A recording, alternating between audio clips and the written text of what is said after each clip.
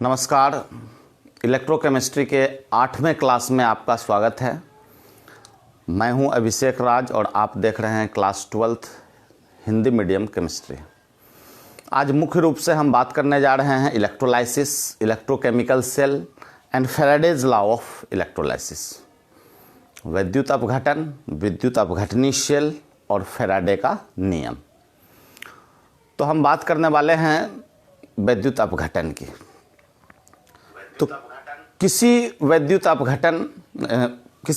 अपघटीय को लीजिए, तो अगर वो द्रवित अवस्था में है तो उससे होकर अगर विद्युत धारा प्रवाहित हो रही है तब जो रासायनिक अपघटन होगा यही विद्युत अपघटन है। तो हम परिभाषा देंगे विद्युत अपघटन की। एक उदाहरण स्वरूप हम लें कि द्रवित NaCl है। NaCl एक इलेक्ट्रोलाइट का बिहेव करेगा।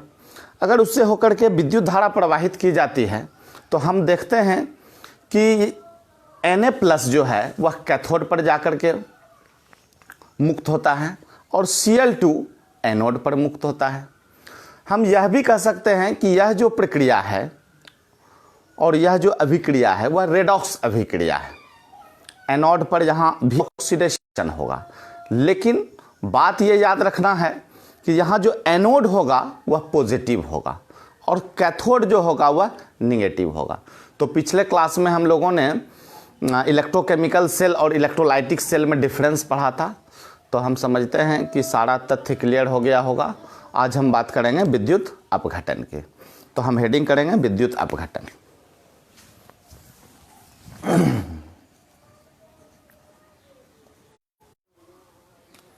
हम देखेंगे कि किसी विद्युत अपघटीय की द्रवित अवस्था में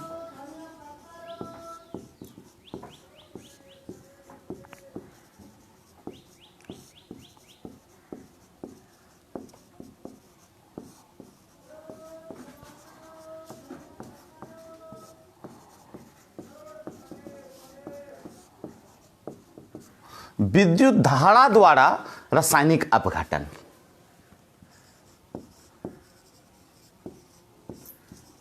विद्युत धारा द्वारा रासायनिक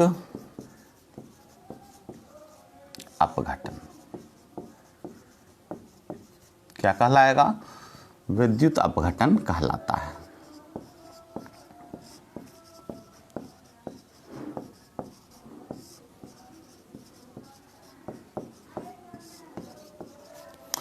हम उदाहरण स्वरूप ले रहे हैं, जैसे NaCl का हमने उदाहरण लिया है।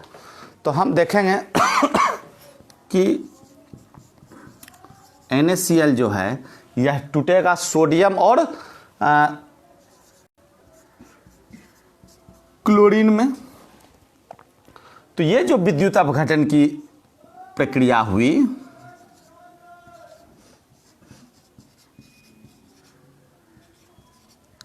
तो इसमें हम देखेंगे कि सोडियम जो है वह कैथोड पर और क्लोरीन एनोड पर। स्टेटमेंट स्वरूप हम देखेंगे कि जब द्रवित NaCl से विद्युत धारा प्रवाहित की जाती है, जब द्रवित NaCl से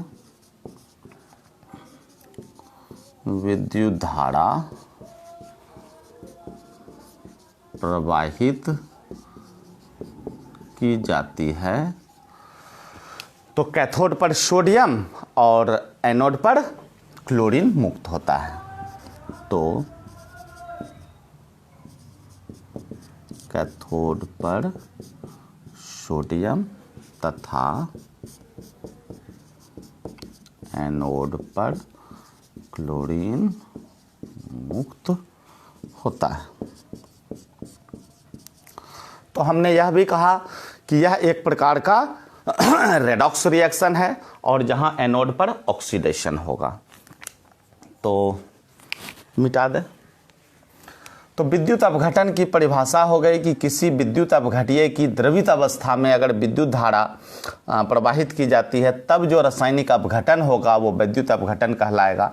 जैसे हमने विद्युत अपघटन एक जो है विद्युत अपघटीय के रूप में NaCl लिया, तो हमने देखा कि सोडियम कैथोड पर और क्लोरीन एनोड पर मुक्त होता है।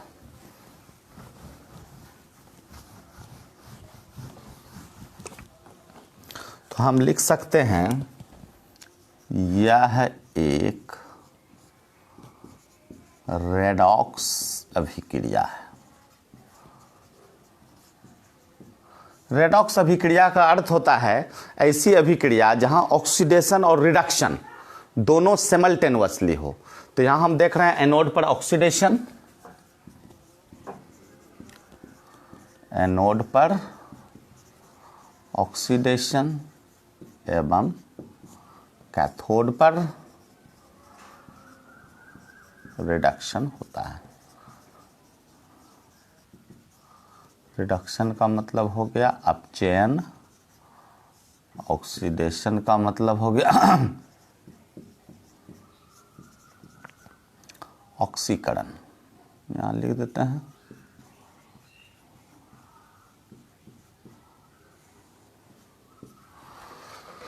क्लियर है। अब एक चित्र द्वारा हम दिखाने का प्रयास कर रहे हैं। एक सेकेंड।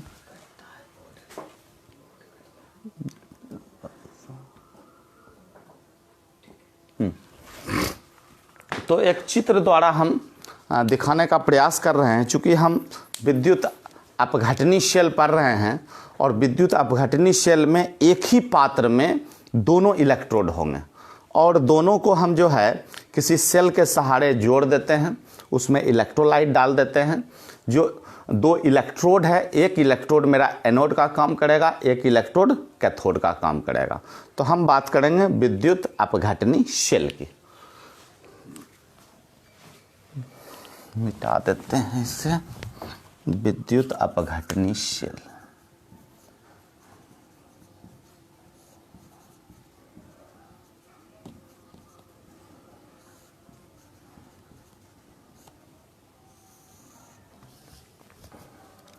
इलेक्ट्रोलाइटिक शेल,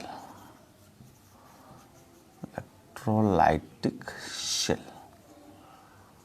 बहुत ही इंटरेस्टिंग टॉपिक है। हम इसके चित्र को बनाने का प्रयास करें। पहले इस प्रकार का चित्र होगा कि एक पात्र है जिसमें विद्युत अपघटीय लिया गया है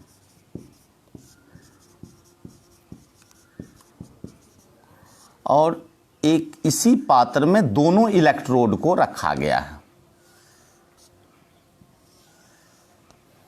और इस दोनों इलेक्ट्रोड को सेल के सहारे जोड़ा जाता है। क्लियर है। एक मेरा एनोड का काम करेगा और एक कैथोड का काम करेगा। यहां लिख देते हैं, ये हो गया एनोड और ये हो गया कैथोड।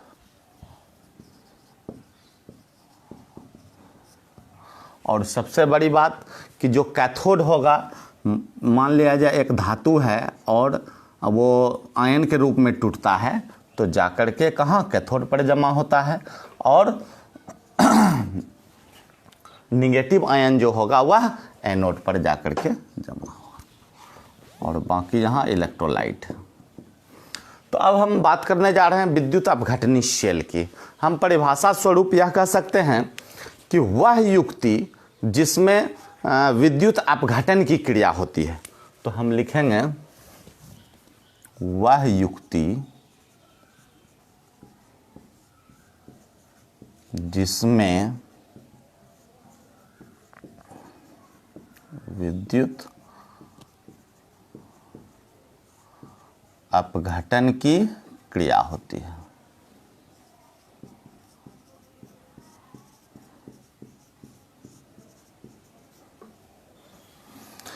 उसे विद्युत अपघटनी शेल कहते हैं। अब हम मुख्य बात देखेंगे इस सेल में। तो इस सेल में धातु की दो छड़ होती है या धातु के दो छड़ इलेक्ट्रोड का काम करते हैं और विद्युत अपघट्य युक्त एक पात्र में डुबा दिए जाते हैं। तो पॉइंट बनाकर लिख सकते हैं कि इस सेल में धातु के दो छड़, अब ब्रैकेट में लिख देते हैं इलेक्ट्रोड,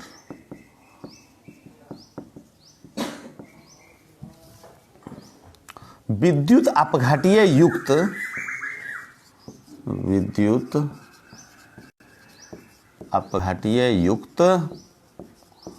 पात्र में डुबा दिए जाते हैं। क्लियर है? अब हम देखेंगे, चश्मा मेरा तो हम देखेंगे कि जो दो इलेक्ट्रोड है उस दो इलेक्ट्रोड को बैटरी के दो ध्रुवों से जोड़ दिए जाते हैं।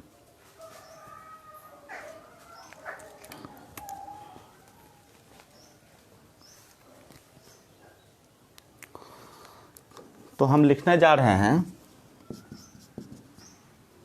दूसरा पॉइंट बना लीजिए कि इलेक्ट्रोड के दो ध्रुवों को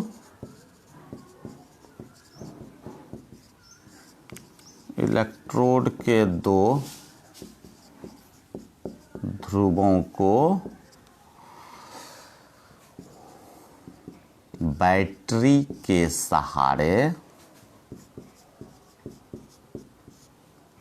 जोड़ा जाता है। क्लियर है कि इलेक्ट्रोड के दो ध्रुवों को हम लोग जोड़ दिए। अब यहाँ पर देखते हैं कि जो पॉजिटिव इलेक्ट्रोड है वह एनोड का बिहेव करेगा और नेगेटिव इलेक्ट्रोड कैथोड का कार्य करेगा। तो यहाँ हम लिख सकते हैं, जगह है मेरे पास, यहाँ उल्टा हो रहा है। बस ये आप देखेंगे कि हमने इलेक्ट्रोकेमिकल सेल देखा था, इलेक्ट्रोकेमिकल सेल में एनोड निगेटिव था, याद कीजिए लोन। तो लोन में हमने स्पष्ट किया था कि जो एनोड होगा वह निगेटिव होगा। यहाँ पर देख रहे हैं कि पॉजिटिव इलेक्ट्रोड एनोड का कार्य करेगा।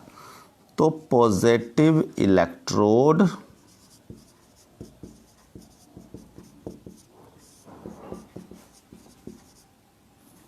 हिंदी में ही लिखिए, एनोड का तथा नेगेटिव इलेक्ट्रोड कैथोड का कार्य करता है।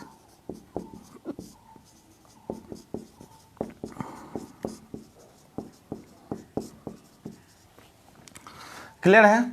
तो हमने क्या किया, यह एक ऐसी युक्ति है जिसमें विद्युत अपघटन की क्रिया होगी और दो छड़ हम लोग लेंगे, इलेक्ट्रोड का काम करेगा और एक ही पात्र में दोनों को, विद्युत अपघट्य युक्त पात्र है उसमें डुबा दिया जाता है और दोनों को बैटरी के सहारे हम लोग जोड़ देते हैं। एक एनोड का बिहेव करता है और दूसरा कैथोड का बिहेव करता है। हम देखेंगे कि जो धनायन है, पॉजिटिव वाला है, वो कैथोड की ओर और ऋणायन एनोड की ओर आकर्षित हो जाते हैं। तो यहाँ हम मिटा देते हैं, डायग्राम रहने देते हैं।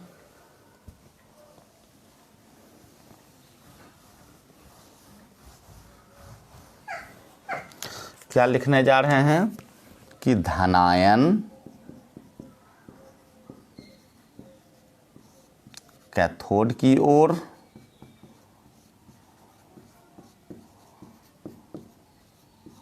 एवं ऋणायन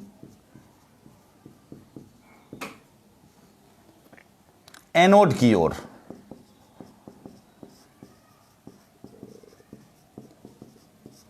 आकर्षित हो जाते हैं।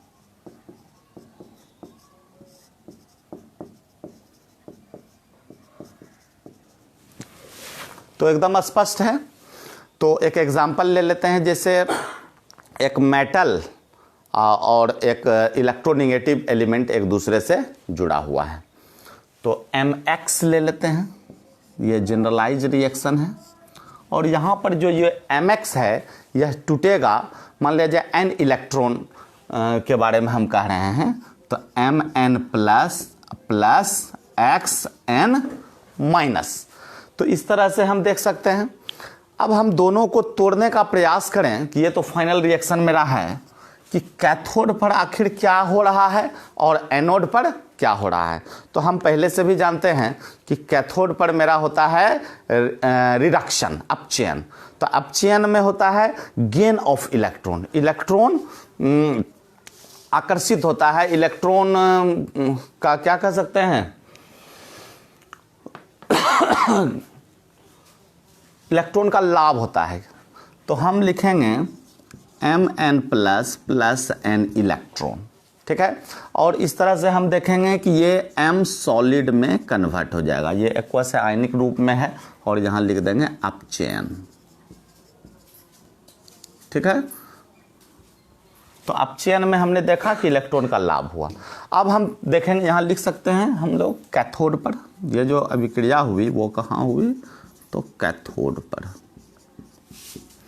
साथ ही अब देखेंगे ऑक्सीकरण, ऑक्सीकरण कहाँ होगा, एनोड पर। तो जो ऑक्सीकरण होगा उसमें xn माइनस है मेरा, और यहाँ क्या हो रहा है, लॉस ऑफ इलेक्ट्रॉन हो रहा है।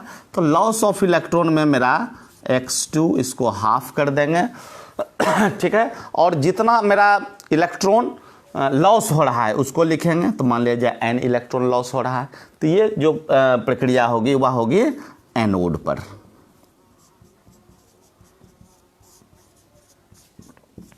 तो हम यहां लिख सकते हैं कि ऑक्सीकरण, क्लियर है। तो ये हमने एक जनरलाइज जो इलेक्ट्रोपॉजिटिव एलिमेंट है, इलेक्ट्रोनिगेटिव एलिमेंट mx करके हमने दिखाया। अब इसी अभिक्रिया को हम जो है एक एग्जाम्पल स्वरूप दिखाते हैं, जैसे NaCl का एक एग्जाम्पल ले लेते हैं। तो जगह मेरे पास नीचे लिखते हैं, हम NaCl का एग्जाम्पल लेते हैं। देखिए अच्छे से समझिएगा, जस्ट इसी को हम रिपीट करेंगे, लेकिन जो उसका नंबर ऑफ एटम है बस उसको बैलेंस करेंगे। तो हम लिख लें जैसे 2Na+, चूंकि हम क्या कर रहे हैं, तो यहाँ अपचयन कर रहे हैं। तो अपचयन में हमने क्या देखा कि इलेक्ट्रॉन का गेन हुआ, लाभ हुआ। तो हम यहाँ पर 2 इलेक्ट्रॉन यहाँ गेन हो गया, तो फाइनली जो मेरा आ गया वह 2 सोडियम आ गया, ठीक है। और ये जो अभिक्रिया हुई कहाँ हुई, तो कैथोड पर हो गई।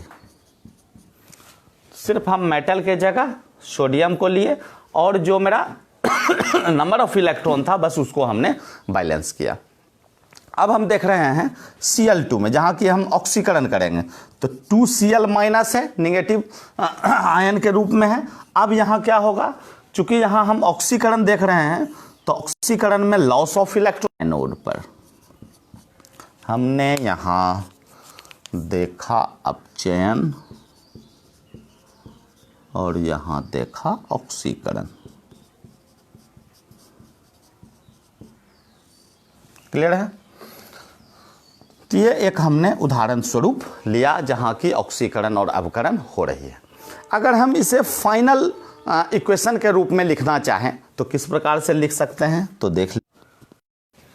तो फाइनल इक्वेशन मेरा इस प्रकार होगा, हम देखेंगे 2Na प्लस 2Cl माइनस और हमने लिया 2Na प्लस Cl2। तो इस तरह से आप जो है फाइनल रिएक्शन को लिख सकते हैं। तो हम इस टॉपिक को कंक्लूड कर दिए कि विद्युत अपघटनी शेल किसे कहते हैं और किस प्रकार से उसमें जो अभिक्रिया होती है उसे हमने देखा। एक लाइन और लिख सकते हैं हम कि यहाँ इस अभिक्रिया के फलस्वरूप, चूँकि हमने यहाँ मेटल और इलेक्ट्रोनिगेटिव एलिमेंट को लेकर बात किया था, तो यहाँ हम देख रहे हैं कि M+, दैट मीन्स मेरा सोडियम, अगर एग्जाम्पल स्वरूप लेंगे तो सोडियम कहाँ आकर्षित होगा, कैथोड की ओर। तो लिखेंगे सोडियम आयन, या डायरेक्ट हम Na+ आयन लिखते हैं, कैथोड की ओर। एवं Cl माइनस एनोड की ओर आकर्षित होते हैं। तो बहुत ही आसान है, कोई इसमें जो है टिपिकल चीज़ नहीं है। अब हम बात करने जा रहे हैं फैराडे का नियम। चूंकि हम देखते हैं कि जो विद्युत अपघटन की क्रिया है यह फैराडे के नियम का अनुपालन करती है, तो हम मिटा दें।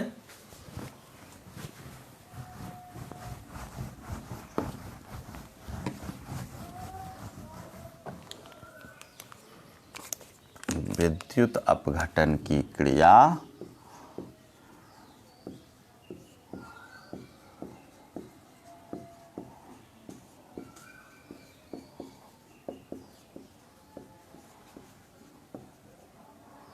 फैराडे के नियम का अनुपालन करती है।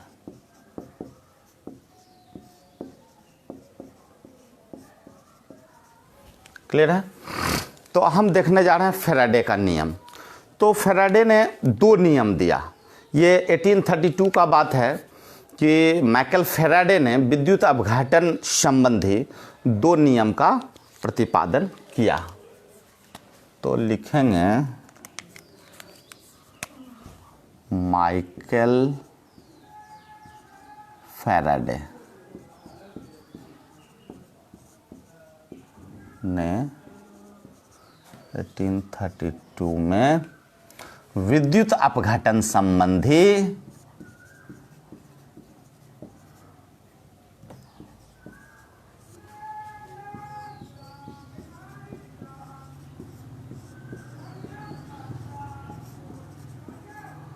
दो नियम का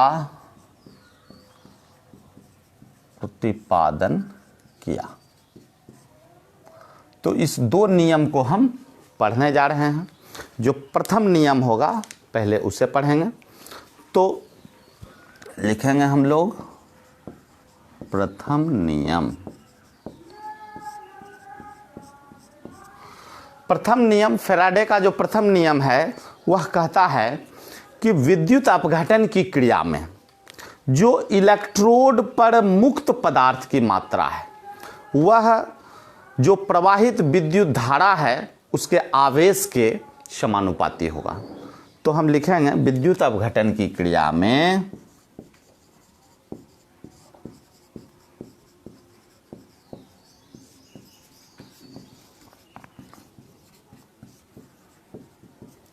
हम क्या देखेंगे कि इलेक्ट्रोड पर जो मुक्त पदार्थ की मात्रा है, यहां कॉमा देते हैं, इलेक्ट्रोड पर मुक्त पदार्थ की मात्रा जो विद्युत धारा प्रवाहित हो रही है या प्रवाहित विद्युत धारा में, इस प्रकार लिखेंगे प्रवाहित विद्युत धारा में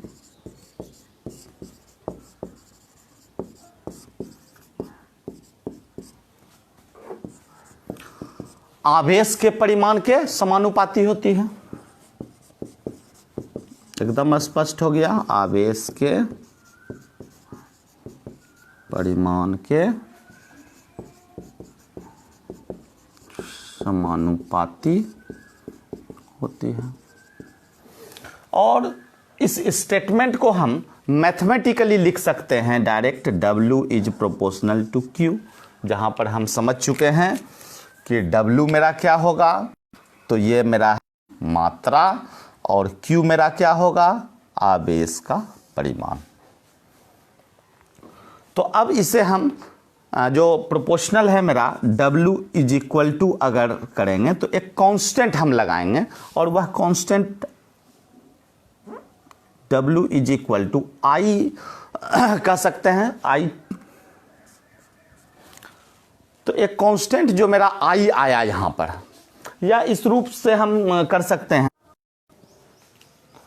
तो हम I इज इक्वल टू जानते हैं Q बाय T होता है, मतलब आवेश में प्रवाह की दर rate of flow of electric charge is called current, हम लोग जानते हैं।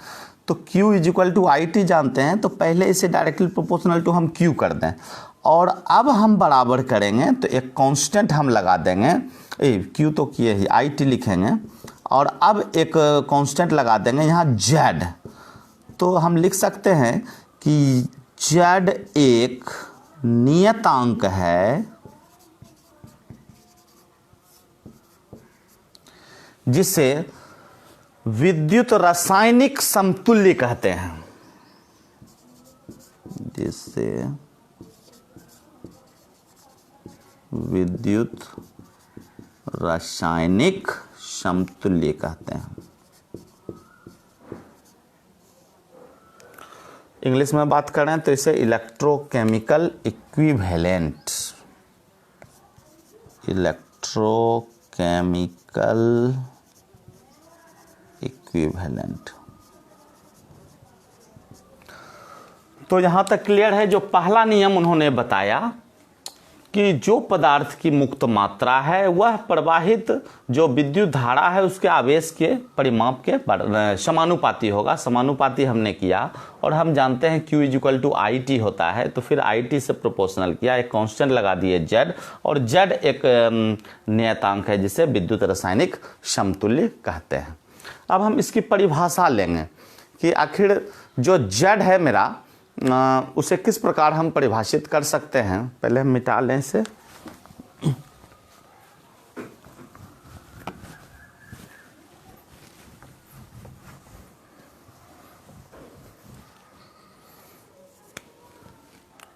W is equal to ZIT हमने लिया।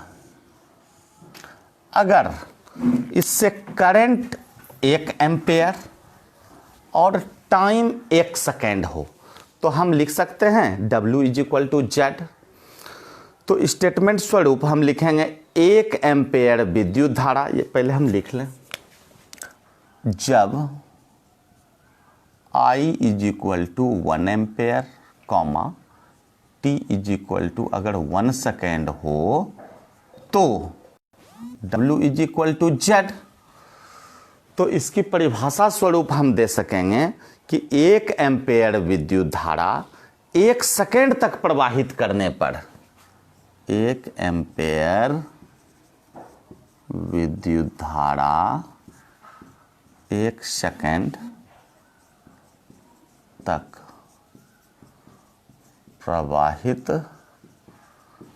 करने पर, चूंकि W मेरा क्या है, तो W मुक्त पदार्थ की मात्रा है, तो जो मुक्त पदार्थ की मात्रा होगी वही विद्युत रासायनिक समतुल्य होगा।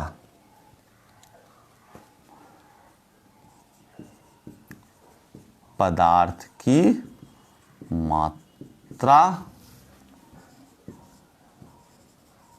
विद्युत रासायनिक समतुल्य के बराबर होता है।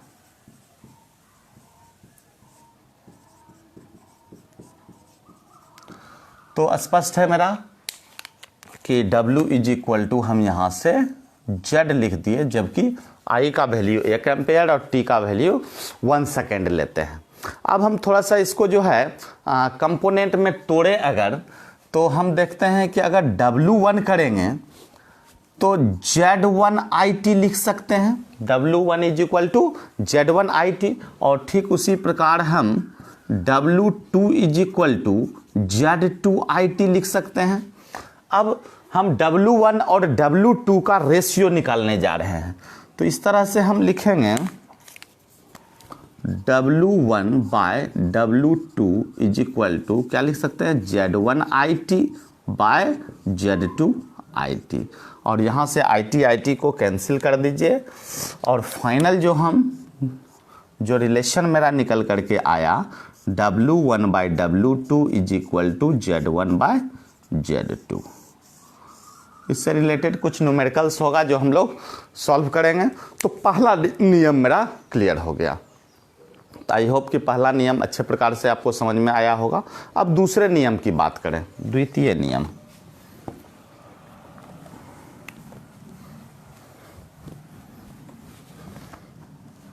मिटा देते हैं।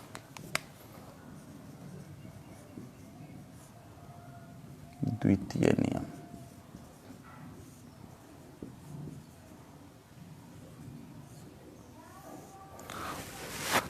फैराडे का जो सेकंड नियम कहता है कि यदि श्रेणी क्रम में आप जोड़े हुए हैं, बहुत से हैं जिसमें विद्युत अपघट्य रखा हुआ है, तो श्रेणी क्रम में जोड़े गए कई विद्युत अपघट्य के विलयन से होकर अगर एक ही विद्युत धारा प्रवाहित की जा रही है, तो जो मुक्त होने वाला पदार्थ है वह रासायनिक तुल्यांक के समानुपाती होता है। तो इसके स्टेटमेंट स्वरूप हम लिख सकते हैं कि यदि श्रेणी क्रम में जोड़े गए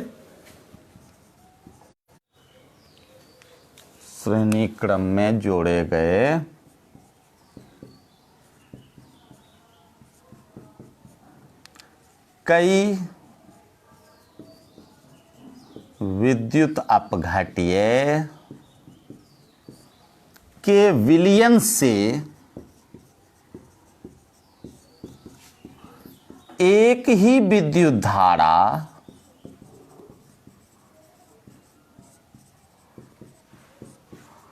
प्रवाहित की जाती है, तो हम देखते हैं कि जो मुक्त पदार्थ की मात्रा है वह विद्युत रासायनिक तुल्यांक के समानुपाती होता है। तो मुक्त पदार्थ की मात्रा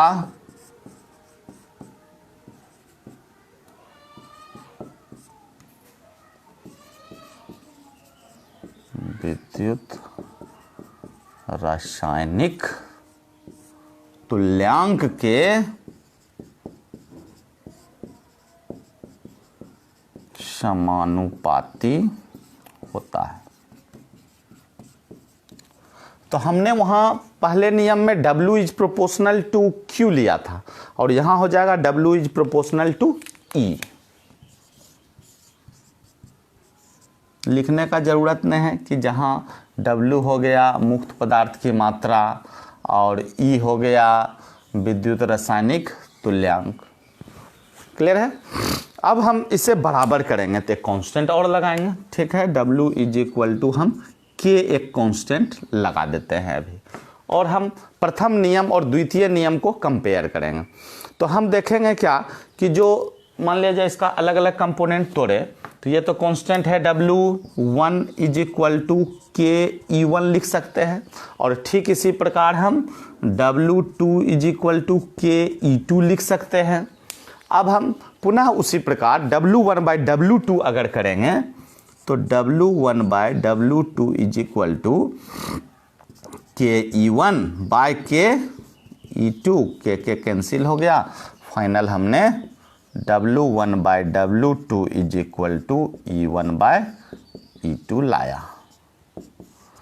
तो जो मेरा प्रथम नियम कह रहा था कि W1 by W2 is equal to, यहाँ पर मेरा था Z1 बाय Z2, और यहाँ आ रहा है मेरा W1 by W2 is equal to E1 by E2। हम दोनों को एक साथ अगर कंपेयर कर लें तो हम इस प्रकार से लिख सकते हैं, इधर लिखते हैं W1 by W2 is equal to Z1 by Z2 is equal to E1 by E2। ये मेरा फाइनल रिलेशन निकल करके आया। तो हम अगर Z और E को कंपेयर करें तो Z is proportional to E लिख सकते हैं,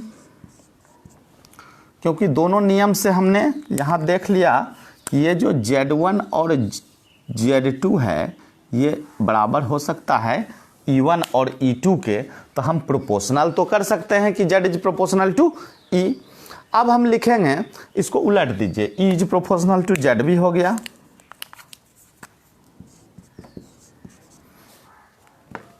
और E इज इक्वल टू हम एक कांस्टेंट लगा देंगे F, तो E इज इक्वल टू मेरा FZ हो गया। और यहाँ F क्या है जान रहे हैं कि F जो है एक नियतांक है जिसे फैराडे कहते हैं। F एक नियतांक है जिसे फैराडे कहा जाता है। और 1 फैराडे बराबर 96500 हम लोग जानते हैं जो वैल्यू है। अब हम निकालने का प्रयास करेंगे कि 1 फैराडे इज इक्वल टू 96500 किस प्रकार से आया।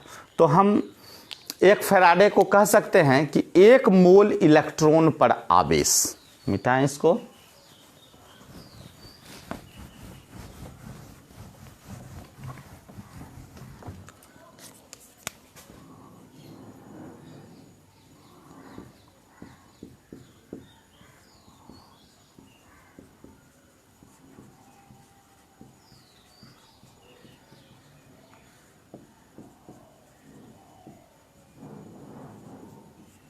तो इसे इस रूप में लिख सकते हैं कि जो इलेक्ट्रॉन पर आवेश होता है 1.6 इंटू 10 टू द पावर -19 और 1 मोल बराबर जो है 6.022 into 10 to the power 23 into 1.6 into 10 to the power -19। और इस दोनों को जब आप मल्टीप्लाई कीजिएगा तो लगभग आपका आ जाएगा 96500। और जहाँ यूनिट की बात करें हम तो हम देखते हैं पर मोल यहाँ हो गया और ये तो कूलम है तो कूलम पर मोल लिख सकते हैं।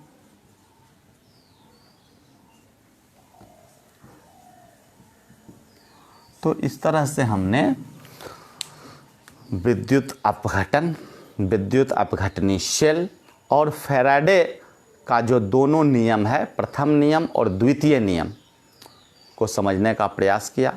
अब अगले क्लास में इससे फैराडे के नियम से रिलेटेड कुछ न्यूमेरिकल्स लेंगे और हम समझते हैं कि 2 क्लास और इसमें लग सकता है।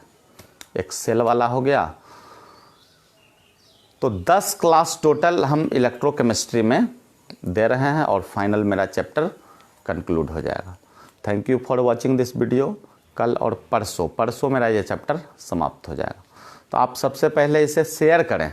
शेयर करने से होगा कि जो अन्य लोग हैं उन तक भी यह मैसेज जाएगा कि जो क्लास 12th के छात्र हैं और जो बोर्ड एग्जामिनी हैं 2021 में, तो वह इसका लाभ उठाएंगे और अच्छे तरीके से सारे जो मेरा टॉपिक्स है उसको समझेंगे। तो thank you for watching this video. आप इसी तरह से बने रहें। प्रत्येक दिन 8 से 9 मेरा क्लास होता है और आप इस लाइव क्लास का लाभ उठाएं। धन्यवाद।